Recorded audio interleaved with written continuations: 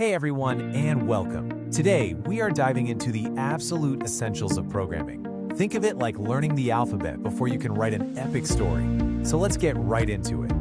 Have you ever stopped to think about how a computer actually knows the difference between the number 10, the letter A, and the word hello? I mean, it kind of seems like magic, right? But the secret isn't magic at all. It's all about something called simple data types. They're the language before the language. Seriously. Think of simple data types as the Lego bricks of programming. You can't build a giant, awesome spaceship without first knowing how to use that basic 2x4 brick, can you? It's the exact same thing here. Every single program out there, from a tiny calculator on your phone to a massive open-world video game, is built on top of these fundamental types. So, we're going to meet the 5 most common types that you'll run into in pretty much any programming language. Now keep in mind, the exact names might change a little bit from language to language, but the ideas behind them, they're totally universal. All right, let's meet the team. First up is the integer, and honestly, it's as simple as it sounds. It's any whole number. No decimals, no fractions. We're talking -10, 0, 5, 100. Just clean, simple numbers. So where do you actually use these? Well, all the time. You use them for counting things, like the number of students in a class, or how many items are in your online shopping cart. When we want to create a variable for something like age, we tell the computer, hey, this is an integer. But what if your number isn't a nice, neat whole number? For that, we've got the real data type. This is your go-to for any number that needs a decimal point. You might hear people call these floating point numbers, or see types like float or double in your code, but they all do the same basic job.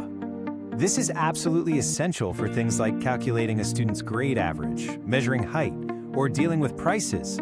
I mean, you can't sell something for $9.99 using only integers, so a variable for average would definitely be declared as a real.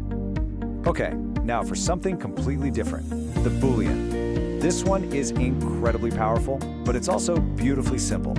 It can only be one of 2 things, true or false. That's it. It's kind of like a light switch. It's either on or it's off. No in between. Booleans are really the heart of decision-making in code. Is the user logged in? True. Has the player completed the level? False. All of those yes or no questions are handled by Booleans, just like this is admitted variable here. Next up, we have the character, or what programmers usually call char for short. This data type holds just one single symbol. It could be the letter B, the number 7, or even a symbol like a $sign. Just one. That's the rule. This is perfect for storing something like a student's grade, like A, B, or C, or for capturing a single-letter answer in a program, like when you press Y for yes. A variable called letter would be declared as a character. But what happens when you need more than just one character? Well, you just string them together, and that gives us our final type for today, the string. A string is just a sequence of characters that makes up some text. Think about it. Pretty much any text you see in an app is a string. Usernames, passwords, email addresses, those little messages that pop up on your screen, all of it is handled by strings. It's how we make our programs actually talk to us with words. All right, you have officially met the team. Feeling confident? Let's find out with a little quick-fire knowledge check. I'll give you a situation, you tell me the data type. Ready? Let's do this. First up, the average temperature of a city. What's the type? You've got 3 seconds, go. It's a real. Why? Because temperature often has decimal points, right? Like 25.5 degrees. Great job if you got that one. Okay, next question. How would you store the number of students in a class? Think fast. And that would be an integer. You can't have half a student, so a whole number is the perfect fit here. Last one. What about storing whether a light switch is on or off? What type handles that kind of state? It's a Boolean. It's a classic on or off, a true or false situation. Excellent work. See, you're already getting the hang of this. And that's really it. You now understand the core concepts that every single programmer uses every single day, no matter how advanced they get.